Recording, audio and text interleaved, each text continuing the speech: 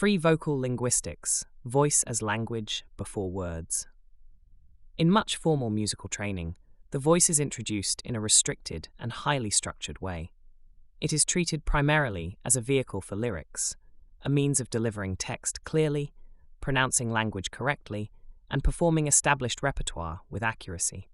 Sound becomes subordinate to language, and language itself becomes subordinate to meaning. The result is a hierarchy in which expression is often filtered through correctness before it is allowed to emerge naturally. Yet this approach represents only a small portion of the voice's historical and human function.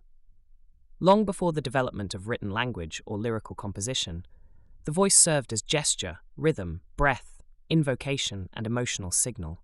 It carried calls across landscapes, soothed children, summoned communities, and expressed feeling in forms that did not rely on words. In this deeper sense, the voice operated not merely as a delivery system for language, but as a generative instrument of thought and connection. Free vocal linguistics proposes a compositional perspective that restores the voice to this more original role.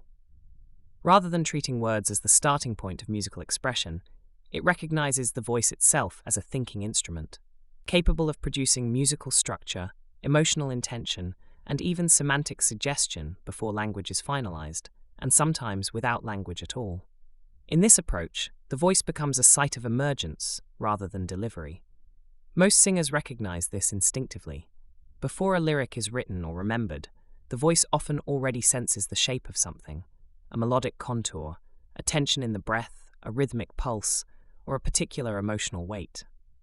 We hum fragments, repeat syllables, linger on vowels, or circle around a sound that feels meaningful even before its meaning is clear. In these moments, sound precedes explanation. The voice discovers something first, and interpretation follows later. Free vocal linguistics does not rush past this phase or treat it as a temporary inconvenience. Instead, it recognizes it as a form of compositional intelligence. The voice explores its material through physical and acoustic parameters rather than through vocabulary. A singer may experiment with vowel resonance, the sharpness or softness of consonants, the length of breath phrases, shifts between registers, or the subtle hesitations and accents of rhythm. None of these elements require a dictionary. They require attention to sound itself. A practical way to begin composing in this manner is to allow provisional language to exist without correction or pressure. Early vocal sketches may contain half phrases, phonetic fragments, invented syllables, or repeated names and sounds. A singer might sustain a vowel without any semantic obligation, or build rhythmic patterns out of syllables that carry no fixed meaning. At this stage, words behave like sketch lines in drawing, temporary structures that help shape the work without yet defining it. Importantly, such sounds are not meaningless. They represent a form of pre-linguistic sense-making. The voice is organizing breath, rhythm, and emotional tone in a way that prepares the ground for language. Only later does the composer ask a different kind of question. Not, "What should I say here?" but "What does this sound want to say?" Traditions such as scat singing illustrate this principle clearly. Scat is often perceived as a virtuosic flourish or a decorative improvisation within jazz performance. In reality, it functions as a kind of linguistic rehearsal space. Through non-word syllables, singers map rhythmic ideas, explore harmonic movement, and test melodic pathways before committing to text. In a similar way, many chant traditions across cultures rely on repetition, elongated vowels, and a deliberately limited vocabulary. Meaning emerges through structure, breath, and resonance rather than through complex syntax. These practices reveal that vocal expression exists along a continuum.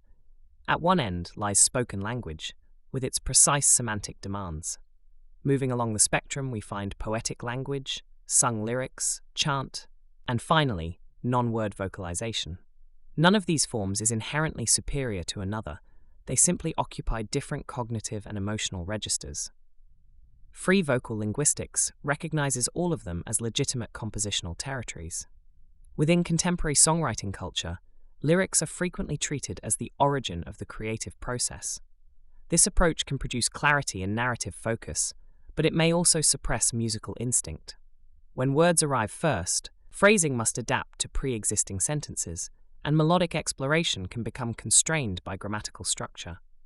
By contrast, allowing lyrics to emerge later often results in phrasing that feels more natural to the voice. Repetition becomes expressive rather than redundant, ambiguity remains possible, and the singer retains a greater sense of agency within the material. In such a process, words are not selected primarily for cleverness or rhetorical impact. They are chosen because they fit the sound that has already formed. Language becomes the final crystallization of something that began as breath and vibration.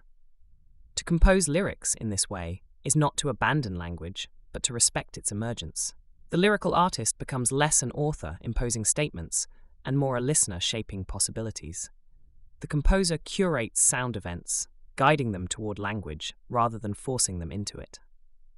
A song, in this model, is not a closed object, but an interpretive field, something that can be sung, spoken, rearranged, or reimagined without losing its identity. Within the Continuum framework you have been developing, free vocal linguistics can operate at several levels. It may serve as a foundational practice that grants permission to make sound without predetermined outcomes. It can function as a gateway to composition, allowing structure to arise from the voice itself.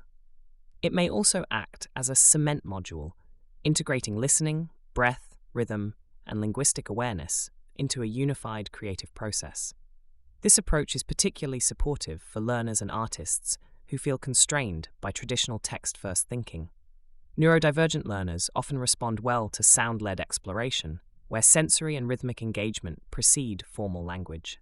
Instrumentalists returning to voice can rediscover vocal expression without the pressure of lyrical performance.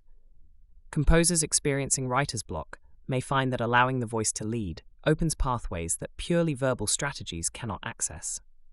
Above all, free vocal linguistics rests on a simple but often forgotten truth. The voice does not need to be trained in order to begin. It needs permission to sound and to be heard. Before we speak, we make sound. Before we explain, we sing. Before we write, the voice has already discovered something. Free vocal linguistics is therefore less a technique than a remembering, a return to an ancient human capacity in which voice, breath, and meaning arise together.